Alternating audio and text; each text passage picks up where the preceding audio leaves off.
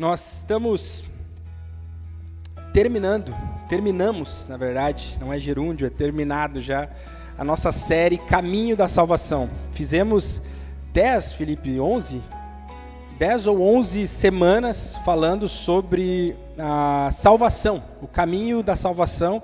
Começou lá em Jonas, quando a gente pegou a história de Jonas e colocou como quase se fosse uma parábola para o que nós entendemos que é a salvação. Nós que vamos contra a vontade de Deus, e Deus de maneira misericordiosa vai lá e nos salva. E a partir dali a gente foi fazendo esse passo a passo do caminho, dessa vereda que é a salvação, entendendo ali o que Deus nos tem para nós como o maior presente, a vida eterna no final das contas. E aí, essa semana passada, o Felipe, de maneira pesada, assim, né, e brilhante, terminou aí a série com a glorificação, os últimos dias, né, o que vai acontecer lá no final. Tá bom? Se você perdeu, não quer relembrar alguma coisa sobre essa série, nós temos algumas coisas para te falar. Primeiro, fale com alguém daí da igreja que pode te ajudar, né? A gente tem visto isso acontecer nos discipulados, nas células, por aí. Mas nós temos dois materiais. Um, a gente vai compilar um devocional e quase que fosse assim um livrinho devocional de todas as semanas para você ter isso, para relembrar. E a gente quer, mais para frente, fazer isso como se fosse um curso mesmo, um momento para a gente poder... como é que era aquela coisa de salvação mesmo? Eu não entendi, eu quero apresentar para alguém, e aí você vai ter esse material pronto do que a gente pregou aqui. Tem no YouTube também as gravações ali de todas as mensagens. Tá bom, queridos? Fechada a nossa série do Caminho da Salvação. Eu ia falar sobre Marcos, a gente vai falar sobre Marcos a partir de agora, o livro de Marcos, então já vai achando aí, vai aquecendo, mas não hoje, calma. E hoje eu estava preparado para isso, mas Deus nos moveu numa outra direção.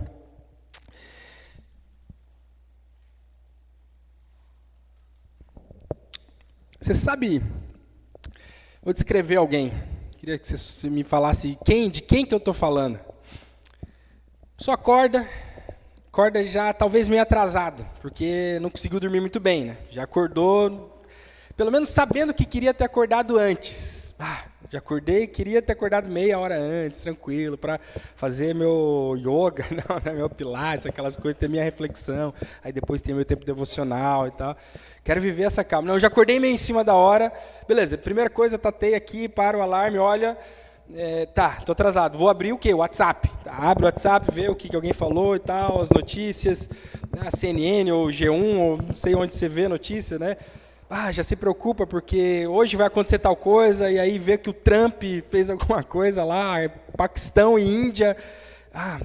Você já acorda, essa pessoa, né, já acorda com aquilo estressando. Bom, agora vou dar uma olhada no Instagram. Vou no banheiro, escova os dentes e tal, e aproveito para ficar ali olhando o Instagram. Vou ver o que as pessoas estão falando por aí, o que quem postou nos últimos horas, né, Instagram, de dia em dia, de horas em horas, né, aí fica lá dando aquela mexida ali na timeline, né, na linha do tempo ali, vê tudo isso. Bom, agora sai dali já tenso, porque sabe que não dormiu muito bem com a esposa, ou o filho está com aquele problema, tu já sente aquela pressão que não tem conseguido passar tanto tempo com os filhos, e aí fica, hoje o dia vai ser difícil. Bom, mas tudo bem, não dá tempo para chorar muito por isso, porque eu preciso ir, porque o trabalho já está pressionando. É final do mês, eu tenho meta a fazer, ou só os boletos estão batendo a porta. Eu sei que dia 10, 5, 7, 10 está aí, e bem agora vence aquele negócio do IPVA, ou o carro, o seguro, o IPTU, tem as parcelas, tem as coisas das crianças para comprar. Isso tudo te deixa diferente, pressionado. Tremendo a mão, às vezes, até. Beleza, mas não dá para parar. E no almoço ali, você tem que comer, engolir qualquer coisa, já não come saudável.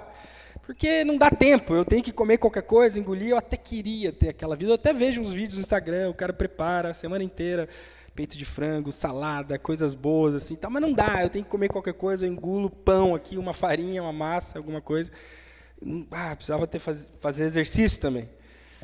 E essa pessoa vai ficando pressionada com tudo isso. Claro, no meio de tudo isso, ela também se sente cobrada a ter uma vida com Deus, porque é uma pessoa da igreja. E ela fica pensando, eu tenho falhado no meu devocional. Eu não tenho conseguido orar tanto quanto eu queria, ter tempo com Deus. Eu não participo de célula direito.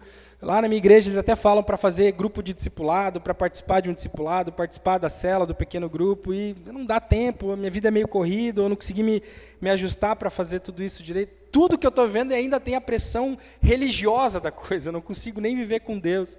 Bom, mas não dá tempo, porque já é 9 horas, você tem que comer alguma coisa também, e aí senta na TV, ou senta na frente do computador, ou do celular, preciso descansar, porque eu estou muito estressado.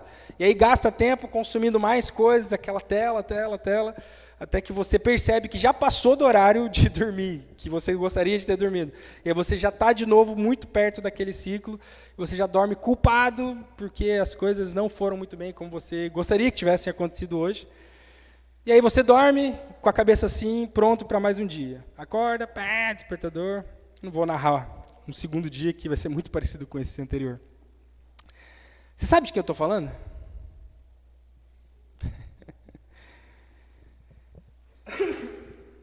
Impressionante, depois da Covid, a gente foi, parece que, jogado dentro de um balde de doenças emocionais.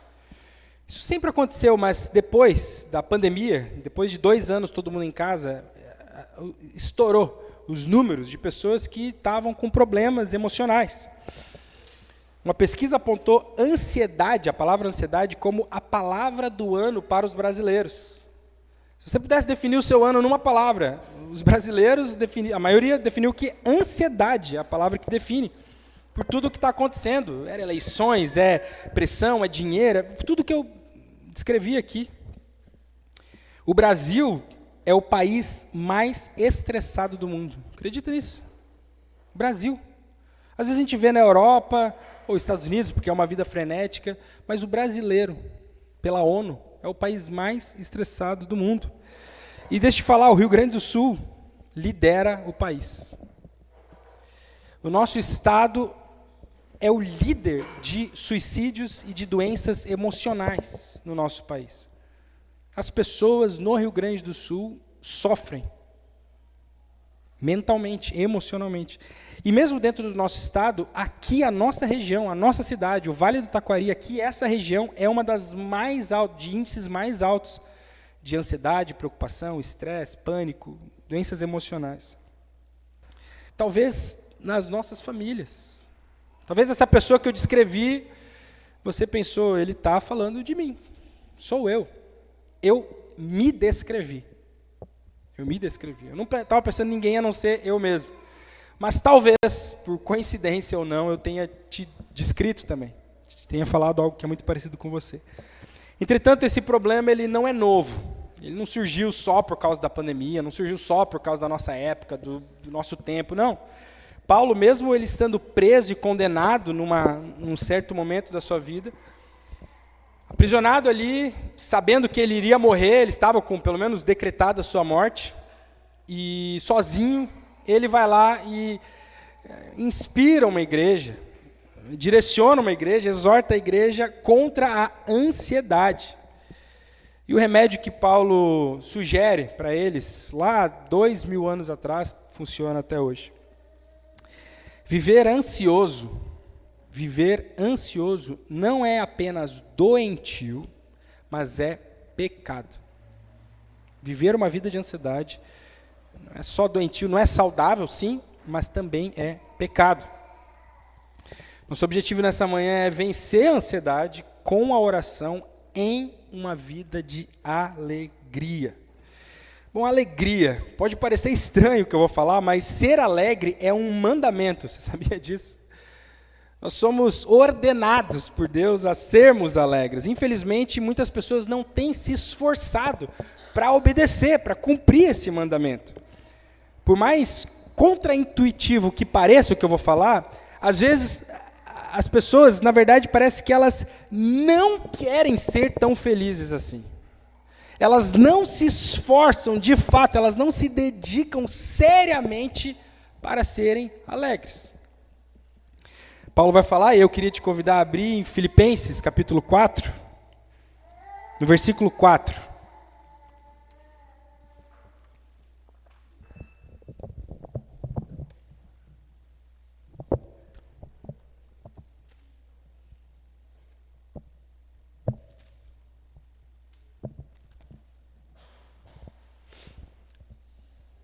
Versículo 4, capítulo 4, versículo 4 de Filipenses. Paulo vai dizer, alegrem-se sempre no Senhor. Outra vez digo, alegrem-se. Alegrem-se sempre no Senhor. Outra vez digo, alegrem-se. Eu estou convencido que a nossa alegria é o maior desejo de Deus para nós. Eu tenho convicção que a nossa alegria, a nossa própria alegria, é o maior desejo de Deus para nós. Paulo repete isso porque é uma ordem, e é uma ordem importante. Alegrem-se sempre no Senhor. Outra vez digo, alegrem-se sempre. Não é um bônus, não é um opcional, não é uma sugestão, é um mandamento. Deus manda, exige, ordena que nós sejamos alegres. Lá em Deuteronômio, para o povo de Israel, Deus disse, vocês se alegrarão diante do Senhor, seu Deus, em tudo que o fizerem. Olha só, a ordem é que aquele povo que serviria como exemplo para o resto do mundo, o povo de Israel, uma das ordens, Deuteronômio 12:18, de Deus para aquele povo é, tudo que vocês fizerem, sejam alegres. Eu quero que vocês sejam um povo conhecido como povo da alegria. Quando as outras nações olharem para vocês, eles vão ver, aquele povo é feliz. Salmo 32:11 diz, alegrem-se no Senhor e regozijem. Salmo 67:4 diz, alegrem-se e exultem as nações. Essa é uma ordem para o mundo inteiro. Deus ordena que o mundo seja alegre, as nações sejam alegres, exultem no Senhor. E ele, inclusive, vai julgar as pessoas que desobedecerem essa ordem. 1 Tessalonicenses 5,16, Paulo reforça, estejam sempre alegres. Agora, por que Deus deseja tanto a minha alegria? Por que será que Deus quer que eu seja alegre? E talvez, não confunda, pode estar parecendo uma teologia meio coach aqui. Uma teologia que Deus quer que você fique felizinho e algo superficial aqui. Pode estar parecendo isso, algo meio da prosperidade, ou essas coisas que a gente tem ouvido recentemente, onde Deus parece que é um servo nosso, ou alguém que só está ali disposto a fazer aqui as nossas vontades. E não tem nada a ver com isso. Eu diria que é o inverso disso. Não poderia ser mais o oposto, mais diferente disso. Uma pergunta anterior ela deve ser feita, e ela é mais importante. O que Deus mais quer? Veja bem, eu acho que, e estou convencido que o que Deus mais quer para mim é que eu seja alegre. Mas o que Deus mais quer? Sabe? O que Deus mais deseja? Qual é o sonho de Deus? O desejo mais profundo do coração de Deus? Uma vez eu estava num grupo de pastores conversando sobre isso e até confessei que lá na igreja, isso lá em Curitiba, a gente estava falando sobre isso e tentando ensinar a igreja que, sobre isso, o que Deus mais quer. E a gente ouvia respostas assim, distantes do centro. Respostas que não pareciam com o que a Bíblia nos ensina, que é o centro do coração de Deus. E estava falando isso e alguns pastores até brincaram assim, puxa, mas vocês estão ensinando muito mal lá na igreja de vocês, isso é o óbvio, isso é o básico. Como é que a gente adora um Deus e a gente não sabe para onde ele está indo? A gente não sabe o que ele quer, o que Deus quer. Eu adoro ele, dou meu dinheiro, dou meu tempo, confesso tudo, falo para os meus amigos, tá, mas o que Deus quer? Ele quer o bem, ele quer ajudar as pessoas. E aí começava aí uma série de coisas. E esses pastores começaram a falar coisas que também não eram o centro. Eu falei, viu como não é fácil? Às vezes a gente se perde ouvindo tanta coisa por aí e esquece o que Deus realmente quer. O principal objetivo de Deus, presta bem atenção aqui, é a sua própria glória. É a sua própria glória. Não tem nada que Deus anele, queira, anseie, se esforce, faça. Nada acontece que não seja para a própria glória de Deus. Isaías 43, versículo 7 diz: todos os que são chamados pelo meu nome e os que criei, ele está falando sobre as pessoas da humanidade, do mundo, e os que criei para minha glória. Sim, foi para isso que eu os formei e fiz. Romanos 11, 36, porque dele, por meio dele, para ele são todas as coisas. A ele seja a glória para sempre. Amém. Isaías 48, 11, por amor de mim, Deus fala. Não de mim, Martin. Ele está falando sobre ele mesmo. Por amor de mim é que eu faço isso. Pois como seria profanado o meu nome, não darei a mais ninguém a minha glória. Em 1 Coríntios 10, 31, Paulo, talvez resumindo tudo isso, diz: portanto, se vocês comem ou bebem, o mais básico que o ser humano pode fazer, ou fazem qualquer outra coisa, façam tudo para a glória de Deus. Não tem nada que Deus deseje mais. Tudo que Deus faz tem como último resultado a sua própria glória. Agora, tem uma segunda verdade, que é Deus é mais glorificado quando eu sou satisfeito nele, quando eu estou feliz, alegre em Deus, quando a presença dele me agrada. Salmo 37,4 diz: agrade-se do Senhor. Lá em Deuteronômio, lá no povo de Israel, quando ele já seleciona o povo de Israel para ser esse exemplo para a humanidade, e dentro do povo de Israel ele seleciona ainda um grupo menor, uma das tribos, para ser exemplo para o povo de Israel. Aquela tribo, a tribo de Levi, era o que Deus deixaria como o exemplo, o norte, sigam esse povo. E para os levitas, Deus diz assim: os sacerdotes levitas e toda a tribo de Levi não terão parte nem herança em Israel. Eles não vão ter terra, não vão ter bens, não vão ter nada. Não terão herança no meio dos seus compatriotas, porque o Senhor é a herança deles, como Ele mesmo lhe prometeu. Eu vou dar para o povo de Israel o que tem de melhor. Eu vou alegrar o povo de Israel, a tribo de Levi, tudo isso. Eu vou dar para a tribo de Levi o que tem de melhor. Eu vou dar o melhor. Salmo 73, 25, 26. O salmista diz: quem tenho eu no céu além de ti? Quem poderia eu querer na terra além de ti?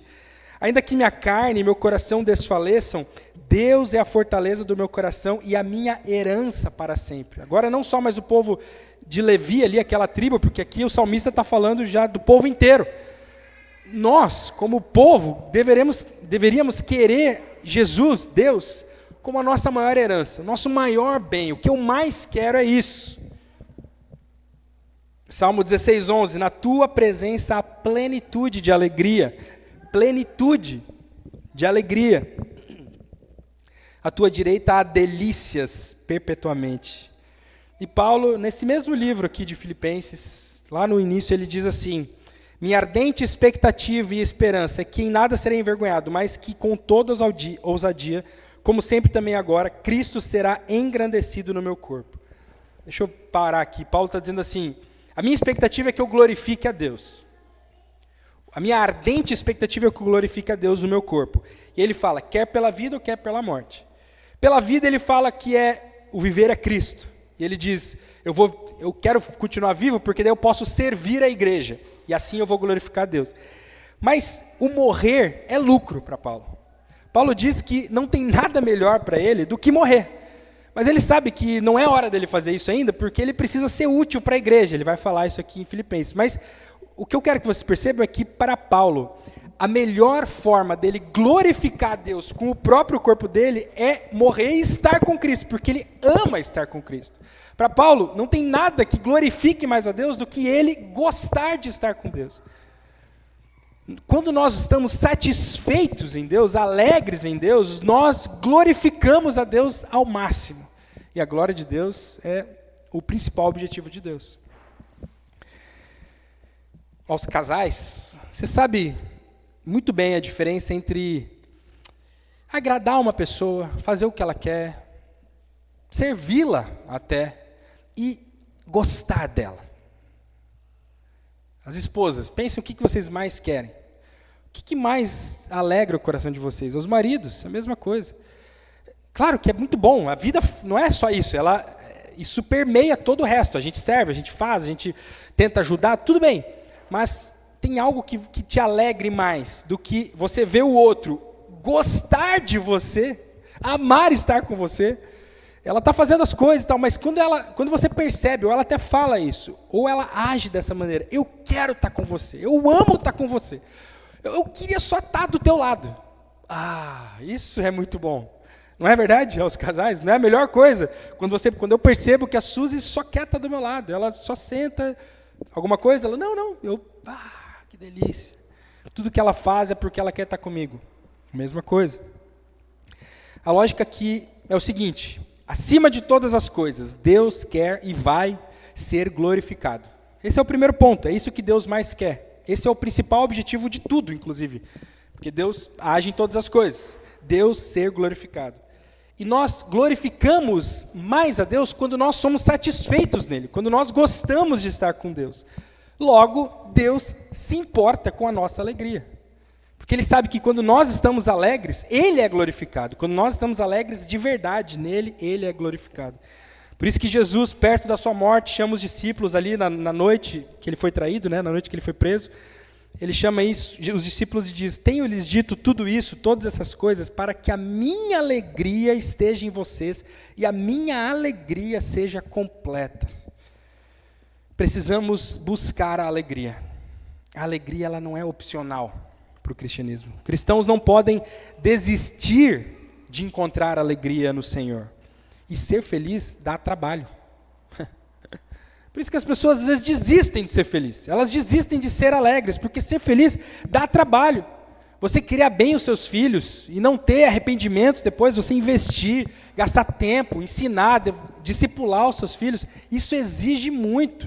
O seu casamento, você gasta tempo com a sua esposa, você gasta tempo com o seu marido, orar por eles, se sacrificar. Eu quero ser alegre. Às vezes eu vejo muitos casais, isso é tão comum no casamento, paternidade, isso é comum em qualquer área, mas eu vou falar de casamento. É tão comum eu ver, especialmente maridos, tá? Os maridos são mais frouxos no desejo deles por alegria. As mulheres querem mais ser felizes do que os maridos. Mas às vezes eu vejo os homens falando para mim: puxa, meu casamento está ruim, não está certo, tinha que melhorar um monte de coisa, eu não estou feliz, basicamente. Eu não sou alegre no meu casamento. Eu falo: tá, então vamos lá. Vai dar trabalho, vamos lá. Primeiro passo, e aí começa, você vai ter que fazer isso, vai ter que fazer aquilo. Você quer ser feliz, né? Então tá. E aí na metade do caminho o cara fala: não, é mais fácil ser triste. É mais fácil aguentar essa tristeza por alguns anos. Dá muito trabalho eu tentar ter um bom casamento, criar bem meus filhos, manter amizades. Quão difícil é manter amizades bem, amizades que te elevem, que te deixem feliz. Servir na igreja. Quão alegre é você poder servir na igreja? Eu sou muito feliz por servir na igreja. A gente vê as pessoas que servem de fato com o coração certo, quão alegres elas são, porque nos alegra servir ao Senhor. Servir uns aos outros, poder retribuir, distribuir, compartilhar, isso tudo nos alegra, mas dá trabalho. Dá trabalho, tem responsabilidade, tem horário. Ter uma célula, um pequeno grupo, é uma das maiores alegrias que alguém pode ter, ver alguém entrando na sua casa. Estou vendo aqui os Bloom aí, como foi bom para o Felipe ver vocês chegarem, tudo aquilo que aconteceu. Isso é uma das maiores alegrias da vida do Felipe, eu tenho certeza. Deu trabalho. Essa alegria que ele tem em ver vocês deu muito trabalho. Dá trabalho ser feliz. Mas eu quero que você preste bem atenção. Seja feliz. Seja feliz, Monte Serra. Vamos lá. Sejam alegres, igreja. O próprio Jesus agia em prol da alegria, da própria alegria. Um dos textos mais poderosos sobre a alegria é que Jesus, lá em Hebreus fala, que Jesus, por causa da alegria que lhe era proposta, que estava em vista, ele suportou a cruz. Jesus suportou a cruz porque ele olhava acima da cruz e via a alegria que lhe estava proposta. O que você mais busca na vida? Pelo que você mais se esforça, isso te deixa alegre? Você tem trabalhado por coisas que te deixam feliz, verdadeiramente feliz, ou você está esgotado, cansado? Quanto que você se esforça de verdade, homem, mulher, quanto que você se esforça para ser feliz em Jesus? Agora Paulo ele avança no texto e ele propõe uma tensão, alegria e ansiedade. Veja lá no versículo 6. Ele diz, alegrem-se sempre. Digo outra vez, alegrem-se sempre. Aí no versículo 6 ele diz, não fiquem ansiosos, preocupados com coisa alguma. Se tem algo que rouba a nossa alegria, é a ansiedade, as preocupações. É como se fosse um veneno específico para a alegria. Poucas coisas destroem tanto a nossa alegria quanto a preocupação, a ansiedade. Lá em casa eu preciso passar agora com essa chuva, só veio o mato, que eu tava meio ruim, porque tinha dado a seca, né? Então ele veio de novo, e a grama junto. Mas eu de novo vou precisar passar um remédio, um veneno, para folha larga, para matar o que não é grama. Um veneno que mate tudo aquilo que eu não quero. Tem um veneno que mata muito bem a alegria, se chama ansiedade. A ansiedade, ela é um veneno específico para a alegria. Quanto mais ansioso você é, menos alegre você é. E Paulo já sabe disso, ele já traz essas duas, sejam alegres, não se preocupem. Provérbios 22, 25 diz, a ansiedade no coração pode abater alguém, mas uma boa palavra traz alegria. Salomão bota as coisas em perspectiva. A ansiedade pode abater, te botar para baixo, tirar a tua alegria. O que nos gera ansiedade, vai? Estamos com mães, dia das mães aqui, a criação de filhos, claro. Talvez seja uma das coisas que mais deixa a Suzy, minha esposa, ansiosa. A criação dos filhos, cada dia.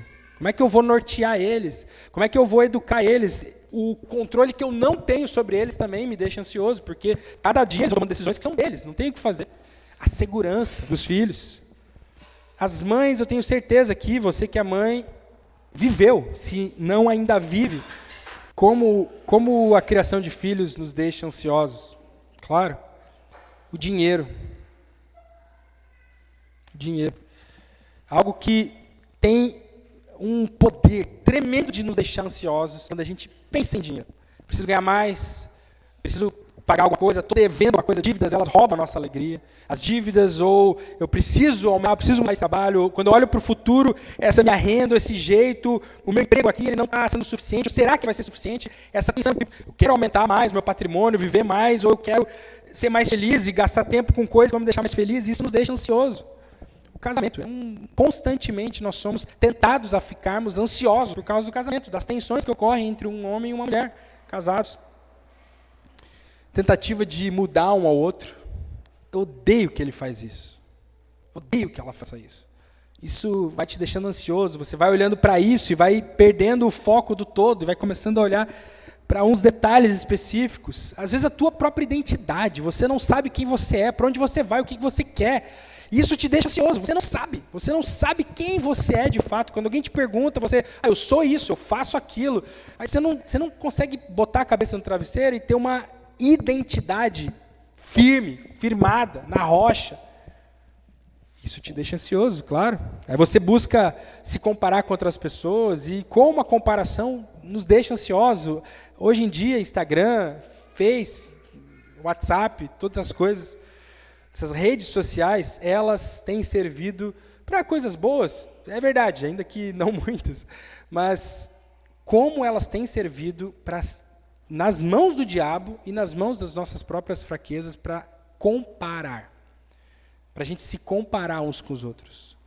Você acha que precisa fazer algo, viver algo, falar de um jeito, comer de um jeito, fazer qualquer coisa de um jeito, ser um marido, uma esposa, um trabalhador, ir para a academia, de tudo, porque outra pessoa numa tela está fazendo aquilo. E você se compara com aquilo e aquilo te deixa ansioso, e você quer mudar, quer viver.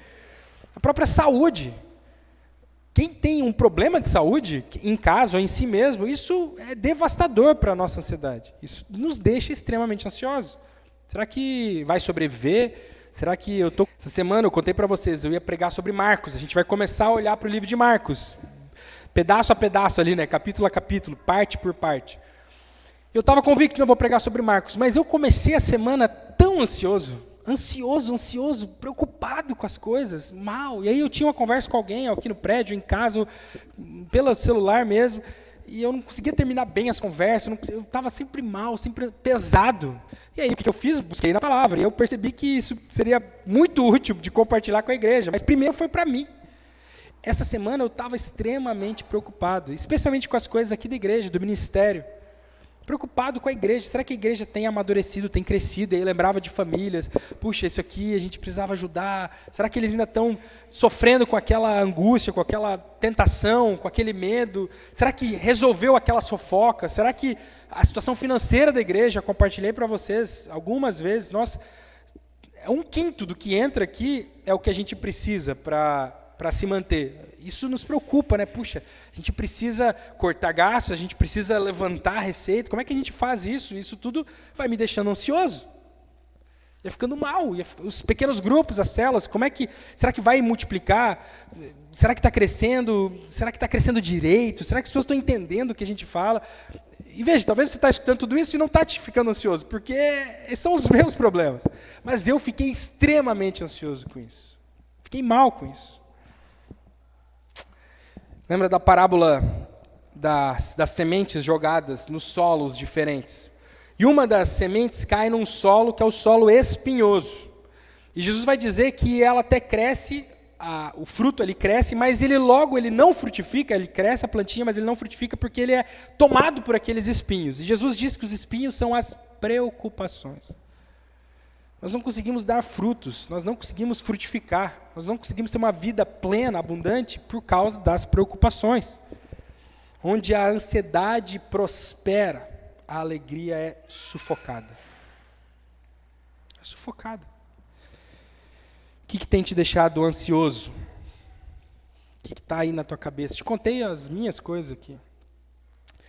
Além disso, 1 Pedro 5,8 vai dizer: sejam sóbrios e vigilantes, o inimigo de vocês, o diabo, anda em derredor como leão que ruge, procurando alguém para devorar. Além disso, nós temos um inimigo lutando contra nós.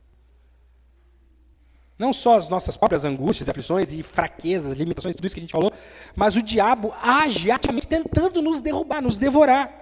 O diabo está pronto para derreter a nossa mente, devorar a nossa mente, derrotar os nossos sentimentos, emoções. Ele nos acusa, ele é o acusador, ele acusa você de coisas que você não é, ele acusa outras pessoas de coisas que elas não são, que você é incapaz, que você não consegue, que você é menor do que os outros, aí volta aquela comparação. Ou então que você é capaz, que você é suficiente, que você é melhor que os outros. E o diabo está te acusando disso, e você está acreditando uma das duas coisas. Ou que os outros não te entendem, ou que eles não te respeitam, ou que só você consegue fazer isso. Isso aqui não dá para eu dividir, porque só eu consigo fazer. Ou que os outros estão te diminuindo. Que teu marido ele não está satisfeito, ou tua esposa não está satisfeita, não está feliz naquele lugar, que os teus filhos não te amam, que essa igreja não é o teu lugar. O diabo vai usar acusações para tentar derrubar a tua cabeça, derrubar a tua mente. Quem aqui já se sentiu acusado pelo diabo? Levanta a mão aí.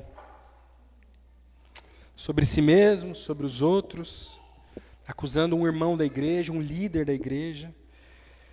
Muitos têm perdido a alegria, sem perceber que estão dando vozes às acusações do diabo.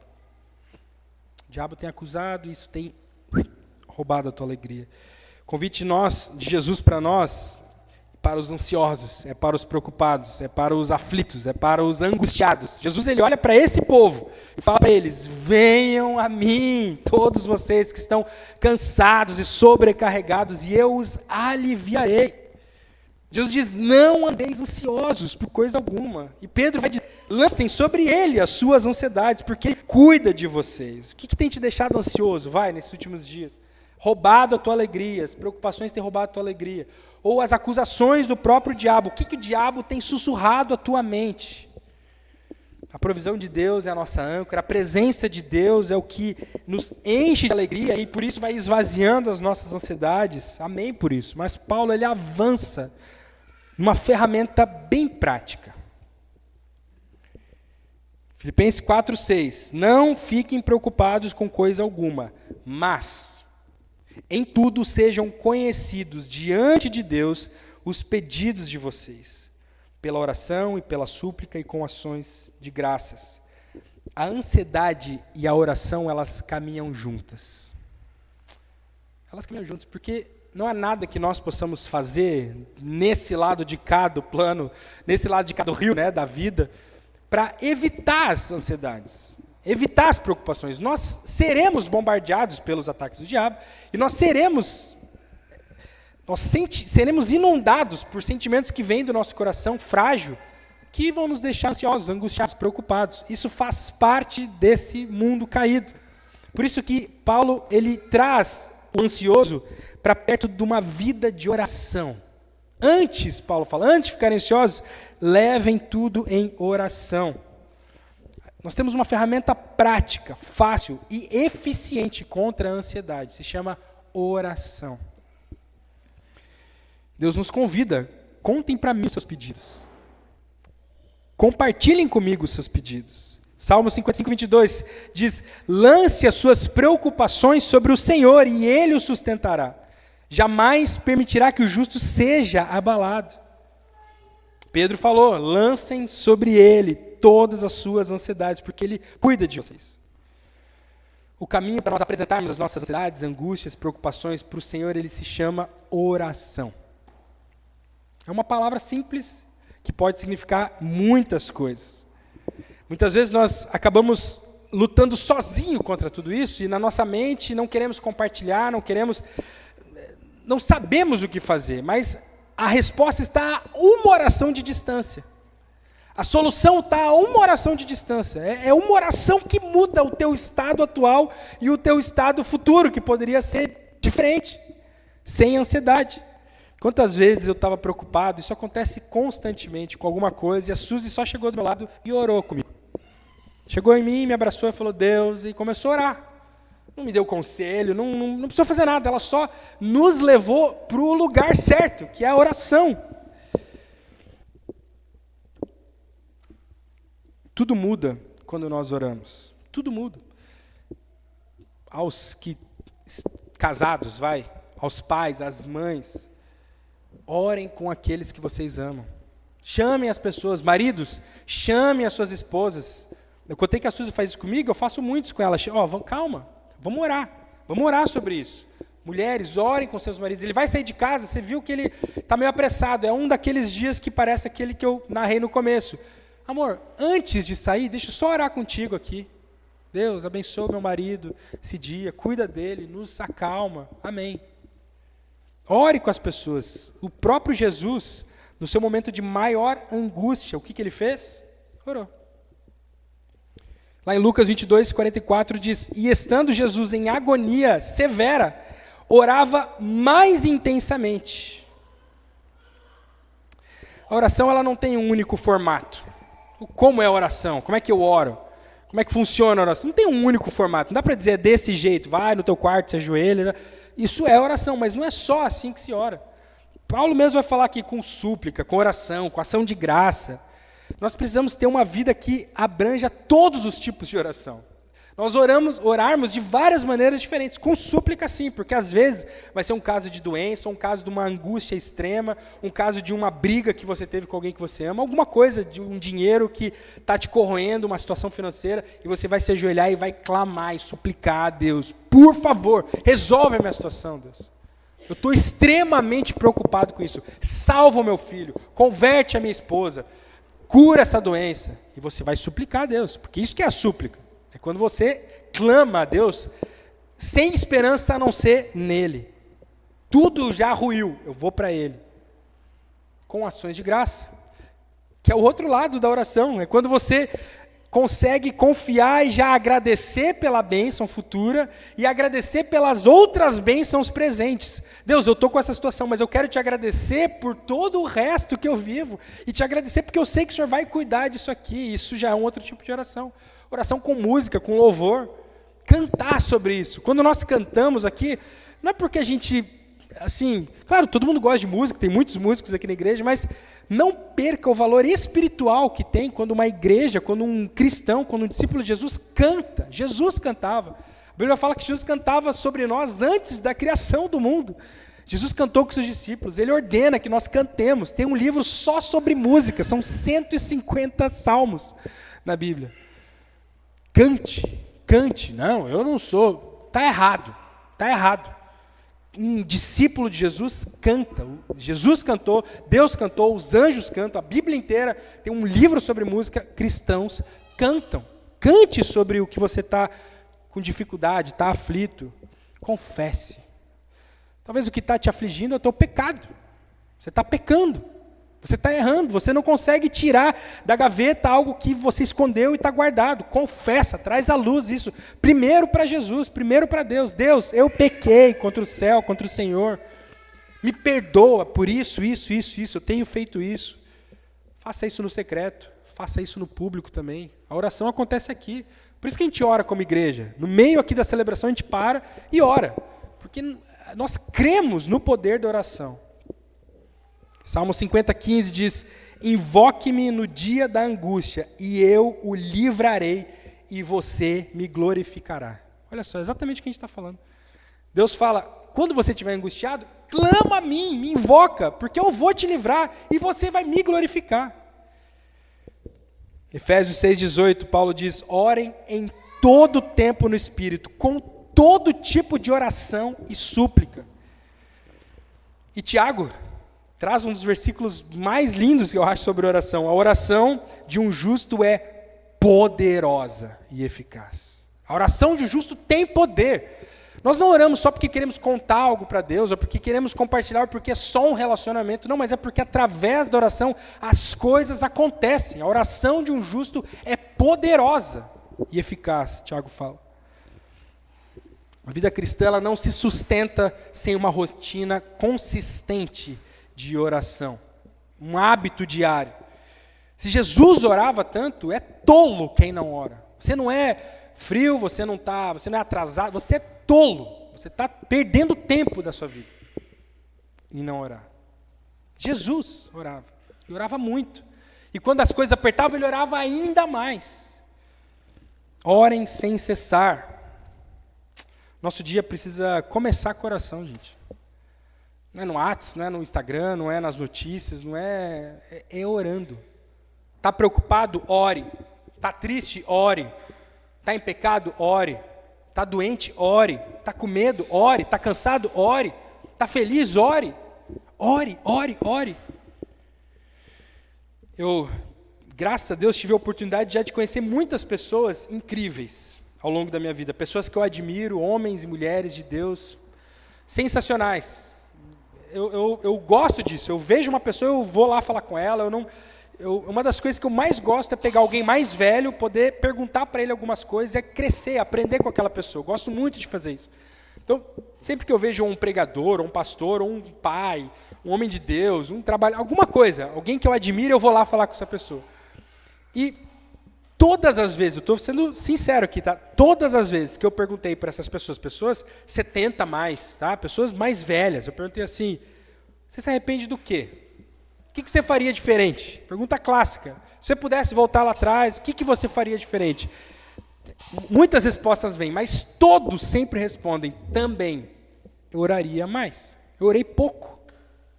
Perdi tempo fazendo outra coisa e não orando, não gastando tempo em oração. Quando Paulo ele desafia os filipenses a vencer a ansiedade através da oração, ele garante algo que nada nem ninguém pode oferecer a não ser Deus. Presta bem atenção. Paz. A paz. Vem comigo no versículo. Versículo 6 e 7 de Filipenses 4. Não fiquem preocupados com coisa alguma, mas em tudo sejam conhecidos diante de Deus os pedidos de vocês pela oração e pela súplica com ações de graça.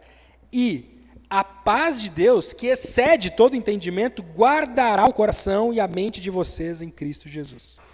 O resultado imediato da oração é a paz. Ó. O que a gente está fazendo? Não orando. Estão preocupados? Orem. E a paz de Deus vai guardar o coração e a mente de vocês. Quando nós oramos, algo extraordinário, sobrenatural acontece. Eu não estou falando que são palavras mágicas. Eu não estou falando que porque você se acalma, você respira. Não, é porque o poder de Deus age. Quando você busca Ele, a palavra promete que nós encontraremos paz. A paz de Deus guardará o nosso coração e a nossa mente. E veja como Paulo fala o nosso coração e a mente. A mente, porque A paz de Deus vai nos dar sabedoria, vai organizar as nossas ideias. Quantas vezes eu comecei a minha oração, me ajoelhei perdido e levantei organizado, sabendo o que eu ia fazer. Eu vou fazer primeiro isso, depois aquilo outro. Porque a paz de Deus guarda a nossa mente também, a nossa razão. A gente pensa melhor, a gente é mais sábio, a gente é mais organizado, mais coerente nas nossas decisões. Mas também o nosso coração, os nossos sentimentos são guardados pela paz de Deus. Nós nos sentimos consolados, felizes, alegres, claro, descansados, encontramos descanso ali. Calma, nós sentimos calma. Lembra quando os discípulos estavam no barco lá, a tempestade, Jesus acalma. Porque ele estava calmo, ele acalma os discípulos, ele acalma a tempestade. Quando nós oramos, nós reforçamos a nossa identidade em Jesus. Não importa mais tanto o outro, porque eu estou vendo quem eu sou e quem ele é. Para terminar, eu gosto da história de Maria e Marta. Lembram? As duas irmãs.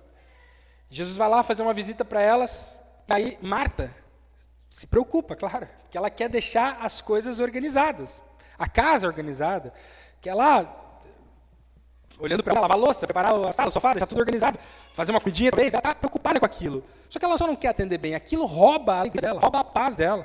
Ela inclusive acusa a irmã, Deus, Jesus, está vendo aí que Maria está parada, está só aí, sem fazer nada. E o que Jesus responde para ela? Marta, Marta, você anda inquieta e se preocupa com muitas coisas, mas apenas uma é necessária. Maria escolheu a boa parte, e esta não lhe será tirada.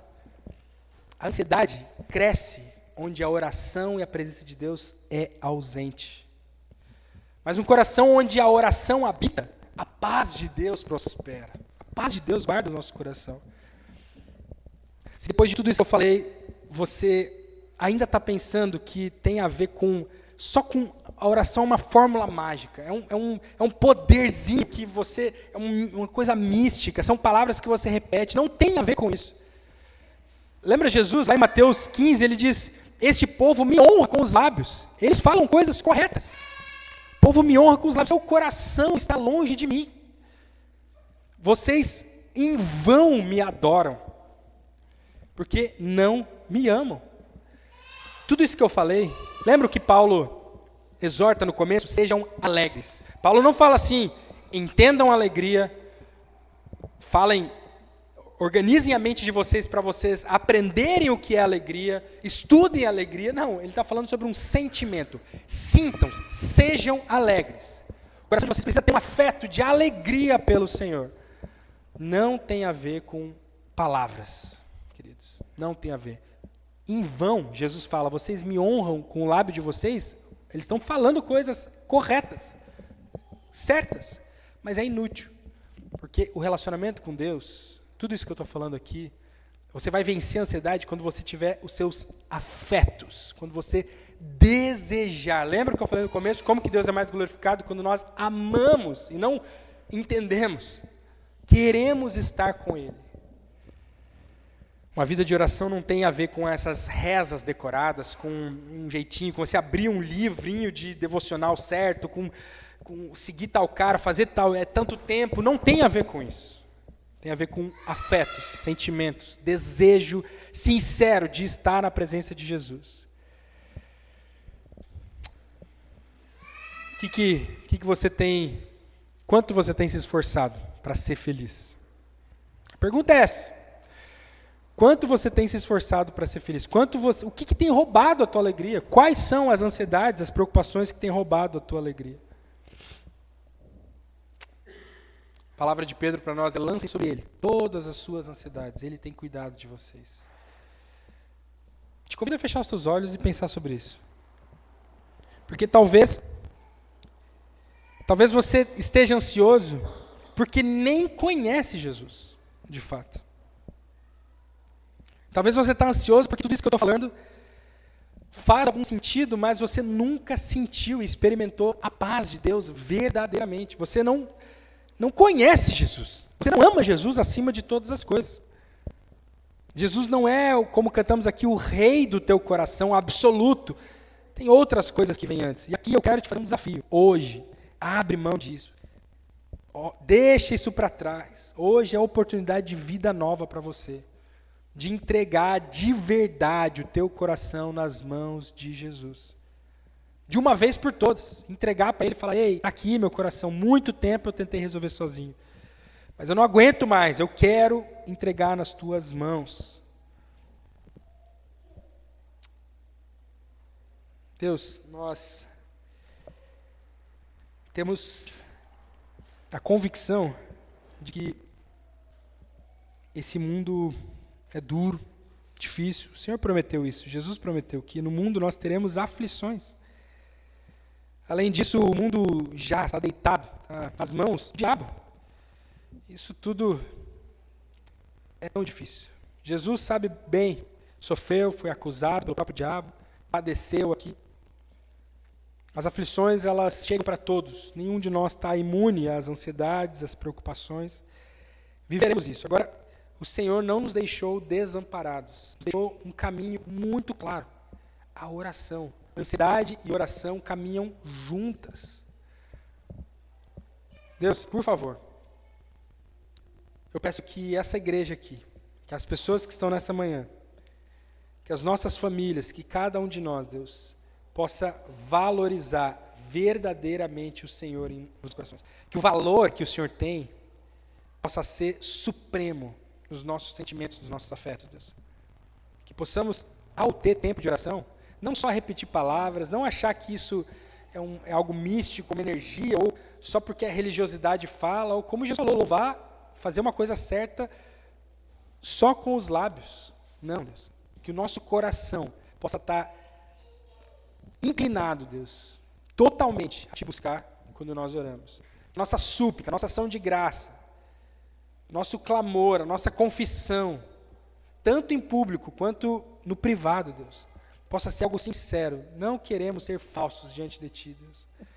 Porque sabemos que, quando sim, formos sinceros, entregarmos nosso coração em oração para o Senhor, a Tua paz, ela vai guardar os nossos sentimentos, as nossas emoções, nosso coração e também a nossa mente, os nossos pensamentos, as nossas ideias, a nossa sabedoria, a nossa coerência. Deus, por favor, Deus, nós confiamos na Tua promessa.